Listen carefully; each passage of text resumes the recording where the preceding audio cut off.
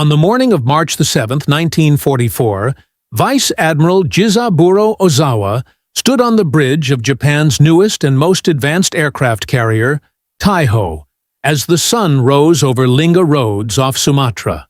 Beneath his feet was not just a warship, but the final hope of the Imperial Japanese Navy.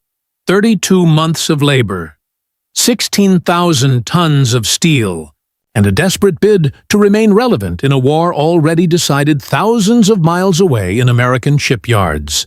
Taiho was Japan's first and only purpose-built fleet carrier completed during the war, while across the Pacific, the United States had commissioned 17 in the same period. Ozawa couldn't comprehend how the Americans had done it. Japan, once the master of carrier warfare, had built one. The Americans, who had supposedly started from nothing, were launching new fleet carriers monthly. The numbers made it clear. Japan had already lost the war. Mathematically, industrially, and irreversibly. When Japan entered the war, it possessed the most powerful carrier fleet in the world. 6 fleet carriers and 2 light carriers, battle-tested and manned by elite pilots with decades of experience. In contrast, the United States Navy had 4 carriers and little real-world carrier combat experience. But from the very start, Japan faced an unspoken truth. It was fighting an industrial superpower capable of outproducing it 10-to-1 in every measure that mattered: steel, oil, machinery, and shipyard capacity. Admiral Isoroku Yamamoto, who had studied in America, understood this better than anyone.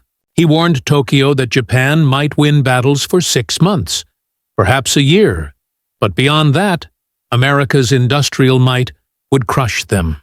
Tokyo ignored him. They believed spirit could overcome steel, but by 1942, that illusion began to shatter.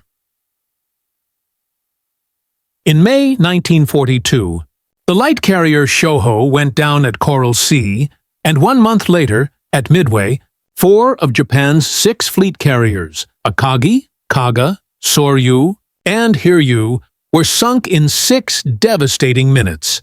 20 years of Japanese naval development disappeared beneath the waves.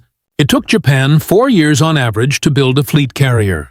Replacing those 4 would take 17 years of construction time. But Japan didn't have that time, nor the shipyard capacity. Only 3 major yards could build carriers, and they were already overwhelmed producing destroyers, submarines, and merchant ships. So Japan focused on building one, Taihō, and converting existing ships into makeshift light carriers. It was a desperate compromise, and it failed catastrophically. While Taiho took 32 months to complete, the American USS Essex, larger, faster, and more heavily armed, was built in just 20 months. Worse, the Essex wasn't alone. By 1943, 11 Essex-class carriers had joined the fleet. By contrast, Japan completed Taiho, 1 ship. Ozawa's intelligence officers refused to believe the numbers, until reconnaissance photos confirmed the impossible. The Americans were launching new carriers faster than Japan could train the pilots to fly from. The secret behind this miracle of production lay not in naval tradition, but in industrial revolution, and in one man, Henry J. Kaiser. A construction magnate who had built dams, not ships, Kaiser applied mass production and prefabrication principles to shipbuilding. He divided ship construction into sections built separately: decks, hulls, engine rooms, and welded them together like giant puzzle pieces. By 1943, his shipyards were producing Liberty ships in just over 40 days, and one record-setting ship, the SS Robert E. Peary, was built in 4 days. When the Navy asked for escort carriers, Kaiser delivered 50 of them in just 14 months, one every 8 days. Traditional shipbuilders called it madness. The Japanese called it impossible. But Kaiser's modular system spread across the United States.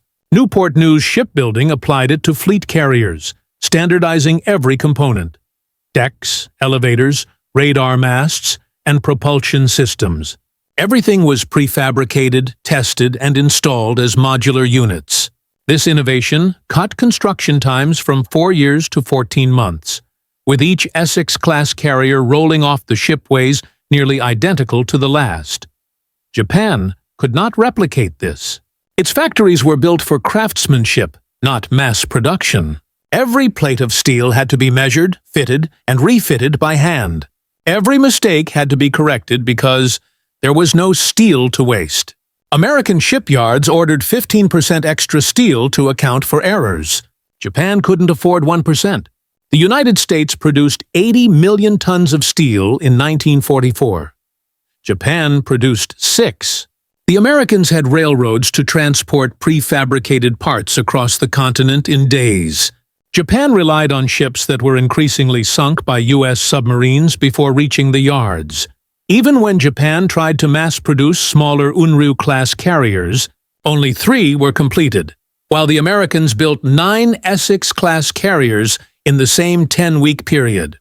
The Japanese ran out of engines, out of fuel, out of skilled workers, and finally, out of time. Some carriers had to be fitted with destroyer turbines because the proper power plants couldn't be built. Their speed dropped from 34 knots to 25, making them easy prey. And even when the ships were ready, there were no pilots. By 1944, Japan's once elite aviators were gone, replaced by undertrained, underexperienced recruits who barely knew how to land on a carrier deck.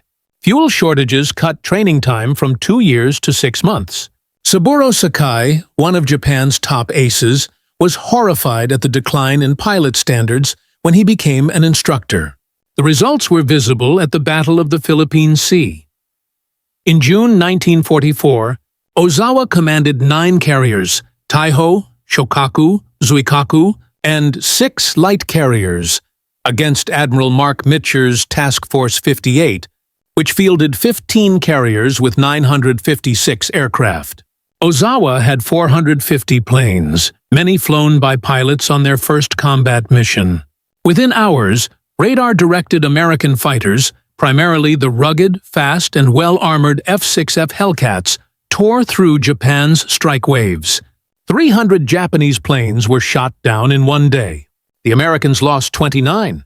The Great Marianas Turkey Shoot ended Japan's carrier air power. That same day, Taiho was struck by a single torpedo from the submarine USS Kavala. The damage was manageable until a ventilation error spread gasoline fumes through the ship. 6 hours later, a spark ignited the vapor. The mighty Taiho, Japan's most advanced carrier, symbol of its last industrial hope, exploded and sank, taking 1,272 men with her. She had been in service just 3 months. By late 1944, Japan's carrier fleet was gone. At Leyte Gulf, its last 4 carriers sailed as decoys, empty decks meant to lure American forces away from the real battle. They were all sunk. Zuikaku, the last survivor of Pearl Harbor, went down under American bombs. By the war's end, Japan had no operational fleet carriers left. The United States had 28. America's triumph was not merely a victory of numbers, it was a victory of systems.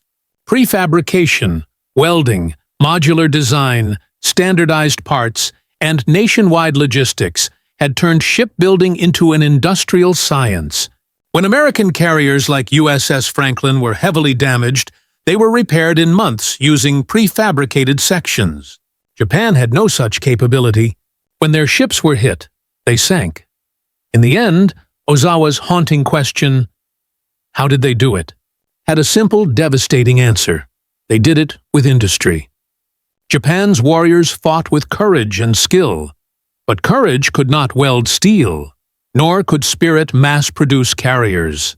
In the Pacific War, victory belonged not just to admirals or pilots, but to welders, riveters, crane operators, and factory workers across an entire continent who built the arsenal of democracy.